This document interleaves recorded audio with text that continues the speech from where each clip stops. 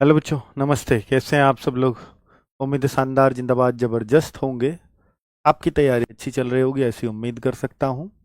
और UPSI exam, यही एक बड़ा क्वेश्चन है और मैं इसके लिए कहता आया हूं कि इसकी डेट किसी को भी नहीं पता। लेकर के 3 महीने से लेकर के पूरा 1.5 साल में कभी भी हो सकता है। ये एक टाइम स्पैम दे रहा हूं, अगर आपको देखना है तो 2026 में पक्का हो जाएगा। 2025 में होने के चांसेस बहुत कम हैं। बस इतना आप समझ लीजिए। एग्जैक्ट डेट अभी कोई भी नहीं बता सकता, ना एग्जैक्ट कोई मंथ बता सकता है, ना ये कोई बता पाएगा कि इतनी जल्दी या 4 महीने या 2 महीने में या 5 महीने में एग्जाम हो जाएगा।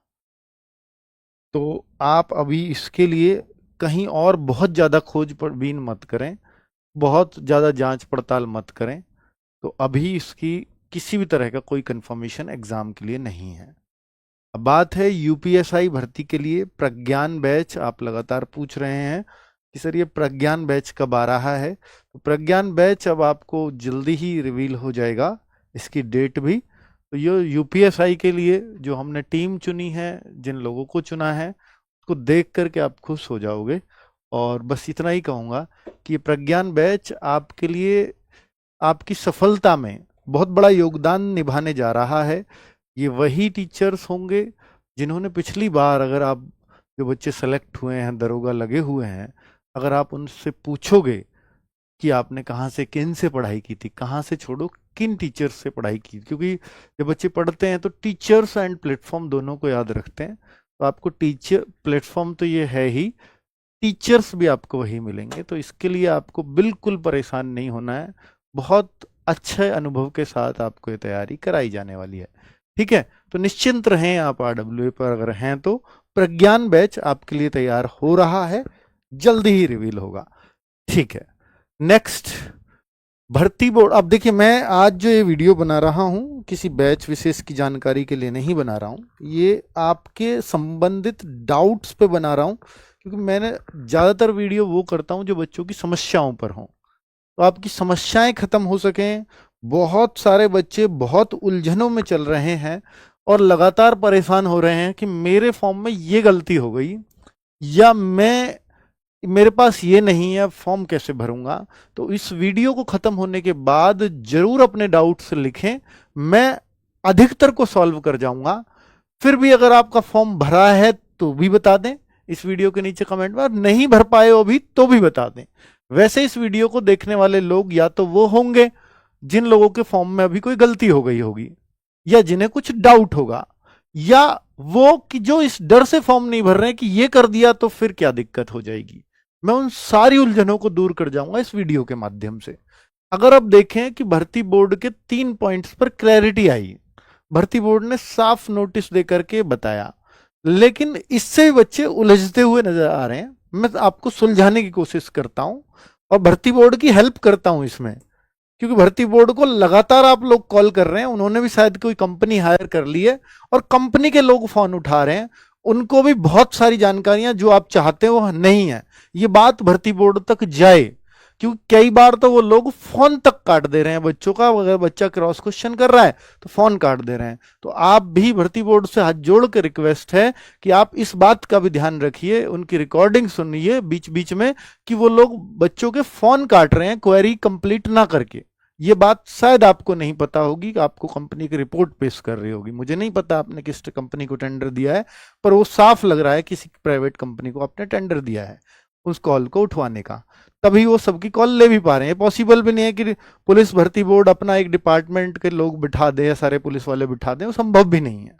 ठीक है, तो वो ट्रेंड करके लोग बिठा रखे हैं। लेकिन जब आप बच्चे जहां क्वेश्चनों में फंस रहे हैं, जो क्रॉस क्वेश्चनिंग कर रहे हैं, वो लोग फोन काट रहे हैं। फोन तो नहीं काटना चाहिए। अगर एक कस्टमर केयर बनाया है तो आपने फोन हमेशा बच्चे की साइड से ही कटे, है ना। और ये काट देगा बच्चा अगर इसकी क्वेरी पूरी हो जाएगी। तो अगर उसने फोन भी किया, वो बड़ी इज्जत के साथ की, मैं भर्ती बोर्ड में कॉल कर रहा हूँ, उसको लगा मैं पुलिस वालों से, अपने डिपार्टमेंट जो मैं जिसका हिस्सा बनने जा रहा हूँ, मैं उन लोगों से बात कर रहा हूँ। पर ऐसा नहीं है कि वहां वो लोग बैठे हुए हों। तो उनसे प्लीज, भर्ती बोर्ड से रिक्वेस्ट है कि आप उनका एक बार डेटा चेक करिए, आप उनकी रिकॉर्डिंग चेक करिए। वो बच्चों की क्वेरी सॉल्व नहीं कर पा रहे हैं और ये सब बच्चों की समस्या है। भर्ती बोर्ड पे आप कॉल कर सकते हैं। बहुत सारे बच्चों को तो सेटिस्फेक्शन मिल रहा है, मैं ये नहीं कह रहा कि किसी को भी सेटिस्फेक्शन नहीं मिल रहा, पर बहुतों को नहीं मिल रहा और फोन कट दे रहा है। ठीक है, मैं हमारे रोजगार विद अंकित में मैं बताता हूं कि अगर आप लोग कॉल करते हैं तो हम ऐसे नहीं काटेंगे कॉल, आपका लगेगा नहीं, वो अलग बात है कि भाई हमने 20-25 लोगों को बिठा रखा है, ज्यादा कॉल्स आ रही हैं तो फिर हम नहीं रिसीव कर पा रहे होंगे तो दूसरे का नहीं लगेगा, वेटिंग में दिखाता रहेगा। लेकिन ऐसा नहीं है कि आपकी क्वेरी खत्म होने से पहले हम कॉल काट दें, ये तो नहीं कर सकते। ठीक है, चलो तो भर्ती बोर्ड की 3 पॉइंट्स पर क्लैरिटी है, मैं उनके बारे में बात कर रहा हूं कि 10वीं और 12वीं का अंक तालिका एवं प्रमाण पत्र संबंधित अभिलेख पृथक पृथक नहीं है। ये बहुत सारे बच्चों ने उनको ट्वीट किया या ईमेल किया या उनके फोन पर बताया तो उनकी जो टीम जिसको प्राइवेट टेंडर दिया होगा उनसे पूछा होगा भर्ती बोर्ड ने कि बच्चों की क्वेरीज क्या क्या आ रही हैं वो हमें लिख के दीजिए। तो 3 क्वेरीज हर जगह उनको कॉमन मिली होंगी, जिस वजह से उनके लिए उन्होंने नोटिस निकाल दिया कि अब बच्चे परेशान नहीं होंगे। देखिए ये तो बिल्कुल स्पष्ट रूप से उन्होंने बता दिया, एक बहुत अच्छी बात है कि 10वीं 12वीं आप जब फॉर्म भरते हैं तो वहां पर 2 ऑप्शन आ रहे हैं, एक मार्कशीट अपलोड का और एक प्रमाण पत्र यानी सर्टिफिकेट अपलोड का। अब बच्चा कहता है सर मेरे पास तो एक ही प्रमाण पत्र भी यही है और मार्कशीट भी यही है, मिला ही एक डॉक्यूमेंट है। बिल्कुल यूपी बोर्ड ने ऐसा किया है, तो भाई फिर आप जो है ना दोनों जगह उन्होंने बताया कि फिर 10वीं के प्रमाण अंक पत्र में भी और प्रमाण पत्र में भी दोनों जगह वही भर दीजिए, सेम टू सेम। लेकिन अगर आपके पास दोनों चीजें अलग अलग हैं तो फिर आपको अलग अलग ही भरना होगा। तो पहले पॉइंट्स में तो ये क्लैरिटी दी है। ठीक है, तो ये तो सबको स्पष्ट है, मुझे लगता है कि इसमें किसी को कोई दिक्कत नहीं है, बहुत अच्छे से उन्होंने स्पष्ट किया है, यहां पर यही बातें लिखी हुई हैं। दूसरा पॉइंट मैं कह रहा हूं कि यदि स्नातक उपाधि स्नातक की जो डिग्री है, उपाधि कहते हैं डिग्री को, उपलब्ध नहीं है तो क्या करें। तो इन्होंने बताया कि स्नातक की अंक तालिका अपलोड करना अनिवार्य है। स्नातक की अंक तालिका तो पक्का ही पक्का अपलोड करनी है। इसमें भी आपके डाउट है कि सर मेरे पास ना ओरिजिनल मार्कशीट नहीं है, अभी मार्कशीट नहीं आई, तो मेरे पास इंटरनेट की मार्कशीट है, क्या मैं उससे फॉर्म भर सकता हूं? नहीं, आपको अंक अपना जो मार्कशीट लेके आ जानी चाहिए कॉलेज से। अगर कॉलेज स्तर पर नहीं आई हो तो आप यूनिवर्सिटी से जाकर के ले आओ, और अगर वहां भी नहीं है, हो सकता है डिजी लॉकर में अवेलेबल हो गई हो, तो डिजी लॉकर से आप डाउनलोड कर सकते हो। कैसे करते हैं डिजी लॉकर से डाउनलोड वो मैं बता दूं। डिजी लॉकर की यहाँ पे इन्होंने पूरा एफएक्यू बनाया हुआ, उसमें दिया है, वो पूरी तरह से वैलिड है, वो सबसे ज्यादा सेफ है। उससे कर देते हो तो वो फैच होती है सीधी उससे डिटेल्स, है ना। यदि स्नातक, अब ये अंक तालिका का तो क्लियर है, तो डिजी लॉकर या कॉलेज या यूनिवर्सिटी से ला करके अपलोड कर दो। ठीक है, क्लियर। नेक्स्ट, यदि स्नातक उपाधि उपलब्ध नहीं है, सर स्नातक की डिग्री मेरे पास अभी है नहीं, होती भी नहीं है, इतनी जल्दी नहीं आती है डिग्री, ये बात समझ सकते हैं हम। तो फिर क्या करें, एक प्रोविजनल डिग्री, वो कहता है कि प्रोविजनल डिग्री आप उसको अपलोड कर सकते हो। प्रोविजनल डिग्री भी कहां से लाएं, या तो आपके कॉलेज में आ गई होगी, या आप यूनिवर्सिटी की वेबसाइट पर जाकर के, इसका 50, 100, 150 अलग अलग यूनिवर्सिटी के अलग अलग चार्जेस हैं, वहां से जाकर के डाउनलोड कर सकते हो। और वहां भी नहीं है तो ये डिजी लॉकर पे भी अपलोडेड है, तो डिजी लॉकर से भी ले सकते हो, वो भी पूरी तरह से वैलिड है। ठीक है, डिजी लॉकर का ऑप्शन बाद में बताऊंगा। तो आप अभिलेखों की संवीक्षा और शारीरिक मानक परीक्षण के समय, कह रहा है फिर जब आपकी ओरिजिनल है ना तो उस टाइम पे दिखा देना जब आपका मानक परीक्षण होगा। बहुत सारे बच्चों का एक और भी डाउट है कि सर हमने तो दोनों जगह ना स्नातक की अंक तालिका ही अपलोड कर दी है, तो क्या फॉर्म रिजेक्ट हो जाएगा? 100% नहीं होगा, मतलब आपका एडमिट कार्ड आएगा, और फिर जब ये डीवी में बात होगी तो डीवी में जाकर के दिखाओगे तो वो तब भी मान्य होगा। पर अगर आपने फॉर्म, अगर जो बाकी अदर ऑप्शन है पहले उन पे काम करिए। ये तो लास्ट ऑप्शन है कि दोनों जगह अंक तालिका आपने अपलोड कर दी, ये लास्ट ऑप्शन है, तो लास्ट में ही रखिए। पर ऐसा कोई दिक्कत वाली बात नहीं है कि आपका कॉल लेटर ना आए या आपका एडमिट कार्ड ना आए, ऐसा नहीं होगा, फॉर्म पूरी तरह से एक्सेप्ट ही रहेगा।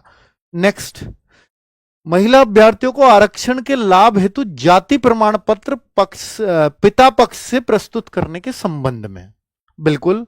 तो भाई ये क्लैरिटी और दी है इन्होंने। तीसरा पॉइंट, डिग्री का क्लैरिटी हो गया, 10 12 का अलग अलग मार्कशीट का क्लियर हो गया। और महिला अभ्यर्थियों को बहुत दिक्कत थी, वो कह रही थी सर पिता पक्ष से बन नहीं रहा है, क्या मैं पति पक्ष से बनवा करके, ससुराल से बनवा करके यहाँ का पटवारी आराम से बना दे रहा है, तो मैं उसको ना अपलोड कर दूं, क्या दिक्कत है? ये ना भर्ती बोर्ड ने एक गलती की है बड़ी, स्पेशली इसमें ओबीसी वाले बच्चे सबसे ज्यादा परेशान हैं, क्योंकि आपने 1 अप्रैल के बाद का मांग लिया। इसको मांगने की क्या जरूरत थी? पिता पक्ष के सब पे 3 3 4 4 साल 5 5 साल पुराने रखे हुए थे और चलते हैं सब जगह। आप कब से इसमें भी फाइनेंशियल ईयर का मांगने लगे? इसमें जरूरत ही नहीं होती। ये गलती की है। ईडब्ल्यूएस वाला तो चल जाता, कभी नहीं मांगा गया ऐसे कि आपको ओबीसी भी उसी फाइनेंशियल ईयर का देना होता है 1 अप्रैल के बाद का। ये गड़बड़ हुई है। अब ये हुई है तो इसलिए लड़कियां बहुत परेशान हैं जो शादीशुदा हैं स्पेशली। तो वो क्या करें? तो हमने ये भी पढ़ा, ये लेटर, इसमें लिखा हुआ है कि यूपी की जितनी भी भर्ती हैं उन सब में अब पिता पक्ष का ही जो है, ससुराल पक्ष का नहीं चलेगा, पिता पक्ष का ही लड़कियों को बनवाना पड़ेगा। ये उसमें लिखा हुआ है। उसको पढ़ा तो जा करके, तो भाई अब आपको ये हर हाल में करना होगा कि महिलाओं को, जो फीमेल्स हैं, वो अपने जाएं, अपने जहां से वो बिलोंग करती हैं अपने पिता की तरफ से, वहां जो तहसील होगी उसी में अपना प्रमाण पत्र बनवाएं। और अगर वो ना बनाए, बहुत सारे लोग कह रही हैं, बहुत सारी लड़कियां को हमें कॉल्स भी आ रहे हैं, मैसेजेस भी आ रहे हैं कि सर वहां से वो बना ही नहीं रहे हैं, वो कहते हैं अब आपके पति पक्ष से बनेगा। तो आप उनको ये लेटर जरूर दिखा देना। ये ऑफिशियल लेटर भी है शासनादेश। जब आप शासनादेश देश को दिखाएंगी तो उसको कोई झुटला नहीं सकता। भर्ती बोर्ड को वो एक बार को मना कर सकते हैं, भाई हमें नहीं मतलब भर्ती बोर्ड से, लेकिन शासनादेश को वो मना नहीं कर सकते। आप इसका हवाला दीजिए, शासनादेश, इसको पढ़िए। आप पढ़े लिखे लोग हैं, आप सब इंस्पेक्टर की तैयारी करने जा रहे हैं, तो आप इस शासनादेश का हवाला दीजिए। 17/12/2024 14 का शासनादेश पढ़िए कि लड़कियों को किस तरफ से चाहिए होता है, तब बात करिएगा कि पति पक्ष से बनवाना है। वो बिल्कुल मना नहीं कर सकते। आप सीधे तहसीलदार पे जाइए, तहसीलदार नहीं सुनते, एसडीएम है, एसडीएम नहीं तो डीएम है, बिल्कुल बनेगा, 100% बनेगा। उनको अपनी मजबूरी बताइए, मुझे इतनी जल्दी चाहिए, ठीक है, और वो आपकी मजबूरी समझेंगे। क्लियर? तो ये एक तरीका है। तो आप थोड़े से जागरूक बनिए और थोड़े एक्स्ट्रा प्रयास करने पड़ेंगे। हर चीजें बैठे बिठाए नहीं होती।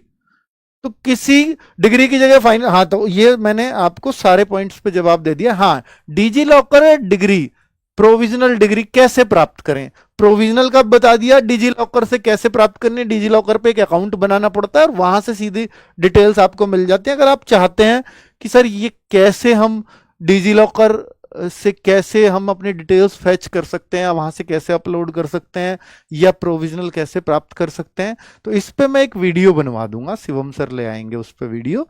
तो डिजी लॉकर प्रोविजनल दोनों को समझा देंगे कि आप कैसे प्राप्त कर सकते हो। तो इतनी हेल्प मैं करवा दूंगा आपकी, ठीक है? तो जिससे आपकी परेशानी ये भी बच जाएगी।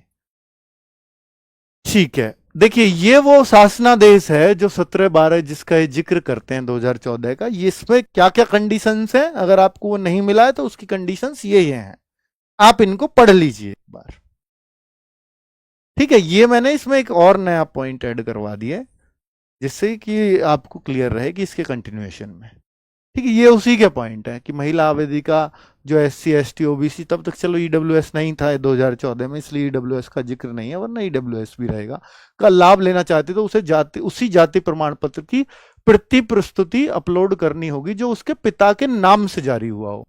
यानी उस पर डॉटर ऑफ होना चाहिए, यानी पुत्री होना चाहिए, पत्नी नहीं, ठीक है? पति पक्ष या ससुराल पक्ष से जारी कोई भी जाति प्रमाण पत्र इस प्रयोजन के लिए मान्य नहीं है। बिल्कुल इस शासनादेश में लिखी हुई है। तो आप ये पढ़वाओगे उस पटवारी को जो नहीं बना रहा आपका, तो कैसे मना कर देगा वो अनपढ़ लोगों को ही तो पागल बनाते हैं ना भाई। वो आप पढ़े लिखे लोग हो, आप ये सारी चीजें उनको दोगे, भला वो मना कर दें? ऐसा हो ही नहीं सकता। सभी भर्ती संबंधी प्रपत्रों जैसे ऑनलाइन आवेदन, दस्तावेज सत्यापन या शारीरिक मानक परीक्षण में यही प्रमाण पत्र स्वीकार किया जाएगा, पिता पक्ष वाला ही। ये क्लैरिटी उसने दी है, ठीक है? इसमें भर्ती बोर्ड की बहुत गलत बात नहीं है कि वो पिता पक्ष का मांग रहा है, क्योंकि यूपी का ही शासनादेश है ये, ठीक है?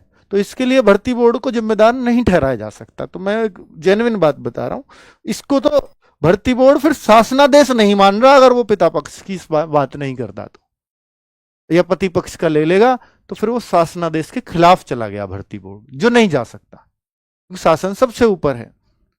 ठीक है, अभी कुछ लड़कियों को ये डाउट हो गया है, स्पेशली जो जनरल की लड़कियां हैं उनके लिए बता रहा हूं। जो जनरल या अदर स्टेट की जो गर्ल्स हैं, उनको मेल हो या फीमेल हो, उनको ना जाति की जरूरत पड़ती है ना मूल निवास की जरूरत पड़ती है। नहीं बनवाना आपको, इसमें लिख दिया ना महिला अभ्यर्थियों के लिए पिता पक्ष की जाति प्रमाण पत्र जरूरी, महिला, इसमें ऐसा लगा उनको कि सभी महिला आ गई। नहीं, जनरल या अदर स्टेट, चाहे महिला हो चाहे पुरुष हो, उनको किसी भी जाति या मूल निवास की आवश्यकता नहीं होती। आपके सर मूल निवास की तो पड़ सकती है, भाई अदर स्टेट भी तो जनरल में ही काउंट हो रहे हैं, तो फिर मूल निवास का अर्थ ही क्या रह गया। मूल निवास यही तो देखा जाता है कि आप यूपी के हो या नहीं हो, तभी आपको आरक्षण दिया जाएगा। आपको आरक्षण मिल ही नहीं रहा, ईडब्ल्यूएस में तो मांगा जाएगा लेकिन जनरल में नहीं, तो इसलिए फिर मूल निवास का कोई अर्थ नहीं है। तो इसलिए दोनों के लिए एक जैसी ही कंडीशन है।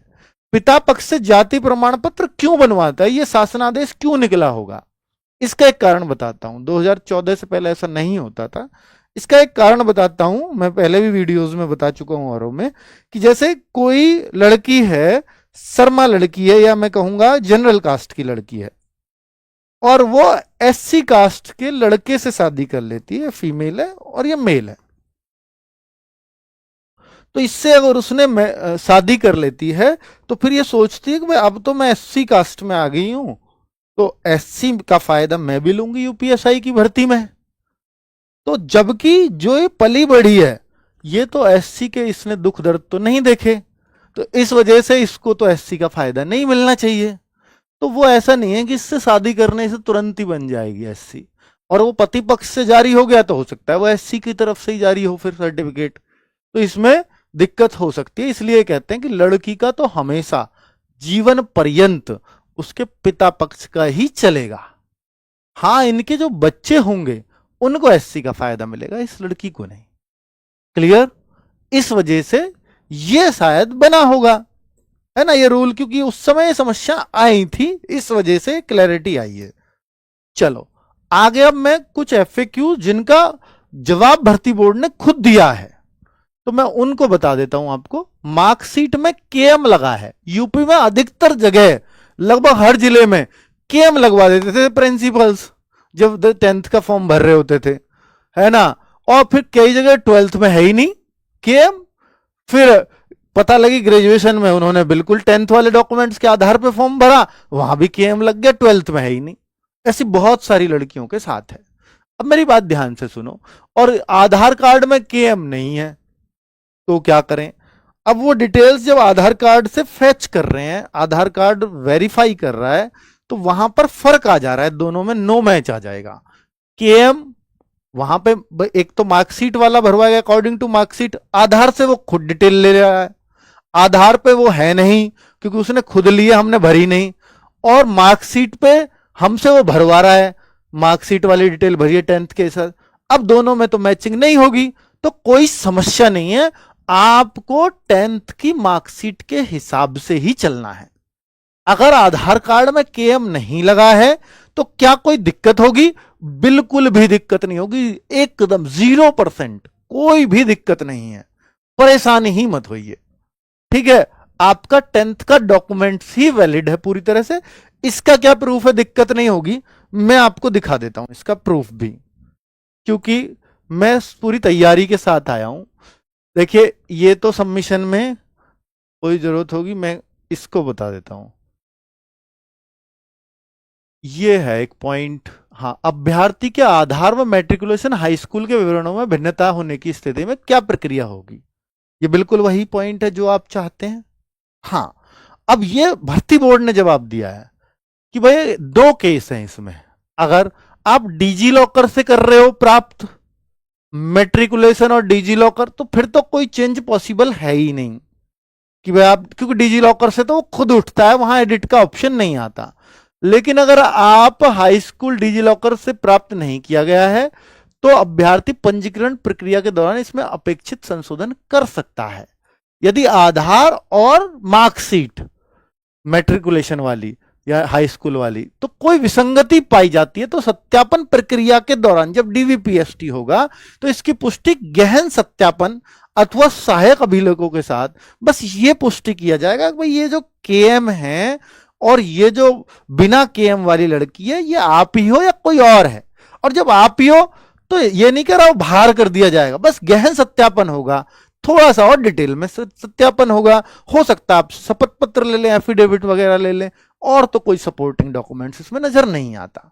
इसलिए आप परेशान इसमें मत होइए, ये बिल्कुल उन्होंने भर्ती बोर्ड का ही जवाब है। ये कहां मिलेगा आपको? ये यूपी बोर्ड की यूपी भर्ती बोर्ड की जो है ऑफिशियल वेबसाइट पर एक एफएक्यू दिया है, ओटीआर से संबंधित भी दिया है और फॉर्म से संबंधित भी दिया है। तो उसमें प्रश्न नंबर 6 है ना, जो उन्होंने खुद से बना के दिए। तो इससे बढ़िया कुछ नहीं हो सकता भाई, ये बहुत क्लियर तरीके से उन्होंने दिया है। तो अब समस्या खत्म, ठीक है, खुश हो जाइए। ओटीआर आधार से कर दिया है, फॉर्म मार्कशीट से भरेंगे तो ओटीआर आधार से कर दिया, ठीक है, फॉर्म मार्कशीट से भरेंगे तो पिताजी का नाम अलग अलग है तो दोनों में क्या करें भाई? पिताजी का नाम अलग अलग है, कोई दिक्कत नहीं है, आपको ना सारा काम मार्कशीट से ही करना है, चाहे वो आधार से थोड़ा बहुत अंतर भी आ रहा हो तो किसी तरह की कोई समस्या नहीं है। फॉर्म केवल मार्कशीट के हिसाब से, बाकी गहन सत्यापन हो जाएगा आपका, डीवीपीएसटी के समय निकाला नहीं जाएगा, उसकी चिंता आप मत करिए। ना फॉर्म रिजेक्ट होने वाला है, ना आप डीवीपीएसटी में बाहर होने वाले हो, क्योंकि अब ये तो दिक्कत आपके डॉक्यूमेंट्स में चल रही है, और अगर वो आप ही के हैं तो, और आपको पहले से पता है कि, तो आप भाई कभी भी आधार के हिसाब से मत चलना बस, ठीक है। मूल निवास कितना पुराना चलेगा? मूल निवास पे कोई वैलिडिटी नहीं होती, इस पे लिख के दे रहा हूं आपको, कितना भी पुराना चलेगा, कितना भी पुराना। दूसरा, अगर आपको SC ST सर्टिफिकेट जाति का, यह भी कितना भी पुराना, ठीक है, कितना भी पुराना चलेगा। और मूल निवास क्लियर। अब जाति प्रमाण पत्र ओबीसी और ईडब्ल्यूएस वो 1 अप्रैल 2025 के बाद के और 11 सितंबर 2025 के पहले, इसके बीच के ही होने चाहिए बस, ठीक है। 5-6 महीने का ही है बस वो तो विंडो, तो इसका मतलब वो सबको बनवाना पड़ेगा। क्या करेक्शन डेट आएगी? भाई देखो, उन्होंने जो दिया है फिलहाल ये दिया है कि नहीं आएगी। उन्होंने जो पॉसिबिलिटी से मना किया है, उन्होंने कहा कि भैया पेमेंट करने से पहले आप संशोधन कितनी बार कर लो, कोई दिक्कत नहीं है। पेमेंट कर दिया और फिर फाइनल सबमिशन कर दिया तो फिर आप करेक्शन नहीं कर सकते, लेकिन ऐसा उन्होंने पहले भी कहा था और फिर डेट दे दी थी, करेक्शन विंडो खोल दी थी। अगर वो उदारवादी हैं, थोड़ी ज्यादा बच्चों की समस्या है और बच्चे उनको लगातार ट्वीट या मेल या कॉल पे शिकायतें कर रहे हैं, तो फिर वो खोलेंगे ही, ऐसा मेरे को लगता है, ठीक है। पर ये 100% बात नहीं है, पर वो खोल सकते हैं, ऐसी उम्मीद है। जिन्होंने भर दिया है वो एक उम्मीद तो जगी रहेगी उनमें, मुझे लगता है कि वो खोलेंगे, ठीक है। क्या? अच्छा, सेकंड पॉइंट, ग्रेजुएशन का रिजल्ट आ गया है, मार्कशीट नहीं मिल पा रही है। हाँ, रिजल्ट आ गया है, तो इसके लिए मैंने जवाब पहले ही दे दिया है कि भाई ये आपकी जो है ये मार्कशीट, जो ये इंटरनेट वाली मार्कशीट है, तो ये मार्कशीट ओरिजिनल नहीं मिल पा रही है। तो पहले तो जाओ आप कॉलेज, कॉलेज ना मिले तो यूनिवर्सिटी, कहीं से तो मिल जाएगी, मोस्ट प्रोबेबली मिल जाएगी। अगर यहां से नहीं मिलती है तो फिर जाओ आप डिजी लॉकर पे। आप कहो सर ये इंटरनेट वाली नहीं भर सकते, तो इसमें क्रमांक भी भरा जाएगा वहां फॉर्म में, और वो क्रमांक इस पे नहीं होता इंटरनेट वाली पे, फिर वो दिक्कत में आ सकते हो। फॉर्म रिजेक्ट नहीं होगा लेकिन डीवीपीएसटी में दिक्कत आएगी। तो इसलिए प्लीज कोशिश करना इन तीनों में से कोई सा ऑप्शन लेने की, ठीक है। हाँ, आगे है, क्या करेक्शन डेट आएगी? तो मैंने इसका जवाब दे दिया। यूपी पुलिस में ट्रेनिंग कर रहे हैं, उत्तर प्रदेश राज्य के कर्मचारी में यस करें या नो करें?